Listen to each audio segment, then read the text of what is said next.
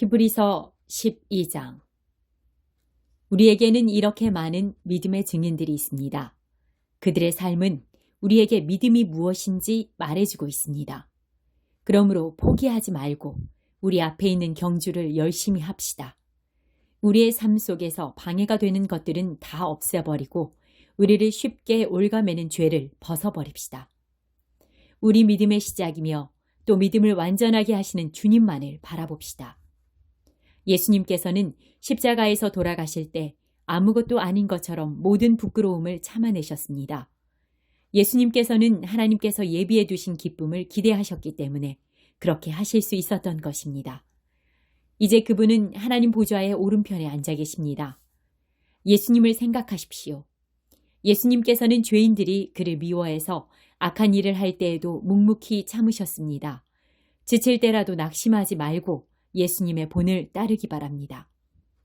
여러분은 죄에 맞서 싸우고 있지만 아직 죽을 정도까지 싸워보지는 않았습니다. 여러분은 하나님께서 그의 아들을 격려하듯이 말씀해 주신 것을 잊었습니까? 내 아들아, 주의 훈계를 가볍게 여기지 말고 주님께서 너를 꾸짖으실 때 낙심하지 마라. 주님께서는 사랑하는 자에게 벌을 주시고 그의 아들로 받아들인 자들을 채찍질하신다.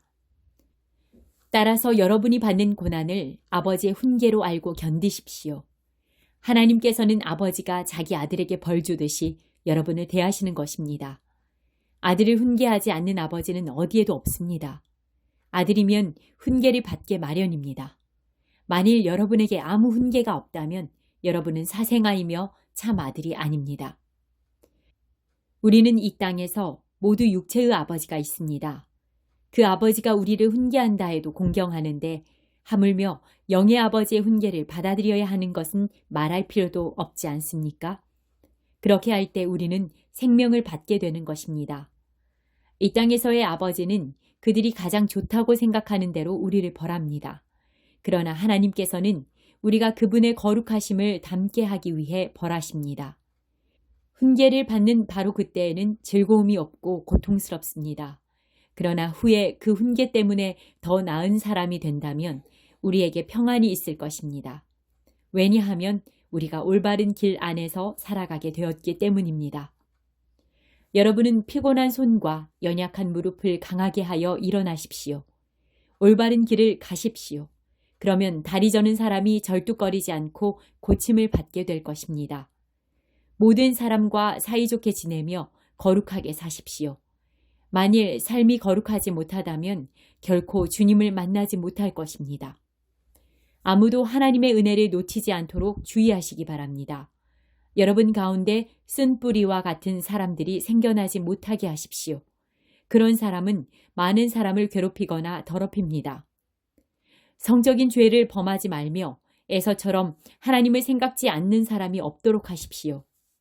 에서는 맏아들로서 아버지의 모든 것을 다 받을 수 있었지만 한 그릇에 먹을 것을 위하여 맏아들의 특권을 팔고 말았습니다. 여러분도 알다시피 에서는 그 후에 아버지의 축복을 받기 위해 울면서 부탁했지만 거절당했으며 회개할 기회를 얻지 못했습니다. 여러분이 도착할 곳은 손으로 만질 수 있거나 불이 타오르는 산도 아니고 어둠과 슬픔과 폭풍이 일어나는 산도 아닙니다. 또한 나팔 소리와 음성이 들려오는 산도 아닙니다. 이스라엘 백성이 산에서 들려오는 음성을 들었을 때 그들은 더 이상 하나님께서 말씀하시지 않도록 부탁했습니다. 그들은 누구든지 심지어 짐승이라도 이 산에 닿으면 돌로 쳐서 죽임을 당할 것이라 라는 하나님의 명령을 감당할 수 없었습니다. 그 광경이 너무나 무서워 모세조차도 두렵고 떨린다고 말하였습니다. 그러나 여러분은 시온산에 이르렀으며 살아계신 하나님의 성, 하나님의 예루살렘에 이르렀습니다. 이곳은 수많은 천사들이 기뻐하며 함께 모여있는 곳입니다. 또 하늘에 이름이 기록된 맏아들의 모임이 열리는 곳이며 모든 사람의 심판자이신 하나님께서 계신 곳입니다. 그리고 완전하게 된 의인들의 영혼이 거하는 곳이기도 합니다. 여러분은 그의 백성들에게 하나님의 새 언약을 가져다 주신 예수님께서 계신 곳에 왔습니다. 여러분은 아벨의 피보다 더 나은 소식을 전해준 그리스도의 피에 가까이 나아온 것입니다. 여러분은 하나님께서 말씀하실 때 거역하지 마십시오. 옛 선조들은 땅에서 모세를 통해 경고를 받고도 순종하지 않다가 벌을 받았습니다. 이제는 하나님께서 하늘로부터 우리에게 경고하시는데 우리가 그 말씀을 듣지 않는다면 어떻게 되겠습니까? 예전에는 그 소리가 땅을 흔들었지만 이제는 땅뿐만 아니라 하늘까지도 다시 한번 흔들어 놓겠다고 하나님께서 약속하셨습니다. 다시 한번이라는 말은 흔들릴 수 있는 것들은 모조리 없애버리시겠다는 뜻이기도 합니다. 이것은 흔들리지 않는 것들만을 남기려는 것입니다. 우리가 흔들리지 않는 나라를 가졌으니 감사드립시다. 하나님을 기쁘시게 하며 경건함과 두려움으로 그분께 예배드립시다. 우리 하나님은 모든 것을 태워버리는 불과 같은 분이십니다. 13장 그리스도 안에서 한 형제로 서로서로 사랑하십시오. 나그네를 대접하는 일을 잊지 말기 바랍니다. 어떤 사람들은 나그네를 대접하다가 자기도 모르는 사이에 천사를 대접하였습니다. 옥에 갇힌 자들을 기억하십시오. 마치 여러분이 옥에 갇혀 있는 것처럼 저들을 생각하고 고통당하는 자들을 볼 때는 여러분이 고통받는 것처럼 그들을 생각해 주기 바랍니다. 모두 결혼을 귀하게 여기십시오. 남편과 아내는 그들의 결혼을 깨끗이 유지해야 합니다. 하나님께서는 간음하는 자들을 벌하실 것입니다. 돈이 여러분의 삶을 다스리지 않도록 하십시오. 가진 것에 만족하시기 바랍니다. 하나님께서는 내가 결코 너를 떠나지 않겠다. 내가 결코 너를 잊지 않겠다고 말씀하셨습니다. 그러므로 우리는 자신 있게 말할 수 있습니다. 주님은 나를 돕는 자시니 내가 두려워하지 않을 것입니다. 사람들이 내게 무슨 짓을 할 수 있겠습니까? 여러분에게 하나님의 말씀을 가르쳐준 지도자들을 기억하십시오. 그들이 어떻게 살고 어떻게 죽었는지를 생각하고 그들의 믿음을 본받으십시오. 예수 그리스도는 어제나 오늘이나 영원히 똑같으십니다. 여러 가지 이상한 가르침에 빠져서 잘못된 길로 들어서지 않도록 주의하십시오. 하나님의 은혜로 마음을 강하게 하십시오. 그러나 음식에 대한 규칙에는 얽매이지 마십시오. 그런 규정은 아무 도움이 되지 않습니다. 우리에게 제단이 있습니다. 그러나 성막에서 섬기는 제사장들이 제사드린 것을 먹을 수는 없습니다. 대제사장은 죄를 없애기 위해 지성소 안으로 동물의 피를 가지고 들어가서 그것을 바칩니다. 그러나 그 동물의 시체는 성막 바깥에서 불사릅니다. 이와 같이 예수님도 성문 밖에서 고난을 당하셨습니다. 예수님께서는 자기 피로 그의 백성들을 거룩하게 하려고 죽으셨습니다. 그러므로 우리도 성문 밖에 계신 주님께 나아가서 그분이 당하신 수치를 함께 겪읍시다. 이 땅에는 영원한 성이 없으며 우리는 앞으로 다가올 성을 찾고 있습니다.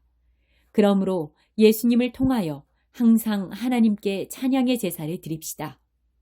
이는 그분의 이름을 증언하는 우리 입술의 열매입니다. 다른 사람들에게 선을 베푸는 일을 잊지 마십시오.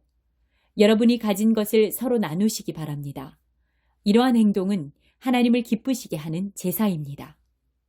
여러분을 인도하는 지도자들에게 순종하고 그들의 권위를 존중하십시오. 그들은 여러분의 영혼을 책임진 자들이기에 여러분을 주의해서 살피고 있습니다. 그들이 이 일을 괴로워하지 않고 즐거운 마음으로 할 수 있도록 해주십시오. 그들의 일을 힘들게 하는 것은 여러분에게 아무 도움이 되지 않습니다. 우리를 위해 기도해 주십시오. 우리는 모든 일을 선하게 하려고 하므로 우리가 선한 양심을 갖고 있다는 것을 확신합니다. 하나님께서 빨리 저를 여러분에게 보내주시도록 기도해 주십시오. 평화의 하나님께서 양들의 큰 목자이신 우리 주 예수님을 죽음에서 살리셨습니다. 하나님께서는 예수님의 보혈로 자기 백성과 영원한 언약을 맺으셨습니다. 바로 이 하나님께서 여러분에게 필요한 모든 좋은 것들을 내려주셔서 여러분이 하나님의 일을 잘할 수 있게 되기를 바랍니다. 또 예수 그리스도를 통해 우리 안에서 그의 기뻐하시는 뜻이 이루어지기를 기도합니다. 예수 그리스도께 길이길이 영광이 있을 것입니다. 아멘. 형제 여러분, 몇 마디에 불과한 짧은 편지이지만 여러분을 격려하고자 쓴 글이라는 것을 명심하십시오. 우리 형제 디모데가 감옥에서 풀려나왔습니다. 그가 도착하면 여러분을 만나러 함께 가겠습니다. 여러분의 지도자들과 모든 성도들에게 안부를 전합니다. 이탈리아에서 온 사람들이 여러분에게 안부를 전합니다. 하나님의 은혜가 여러분 모두에게 늘 함께 하기를 기도합니다.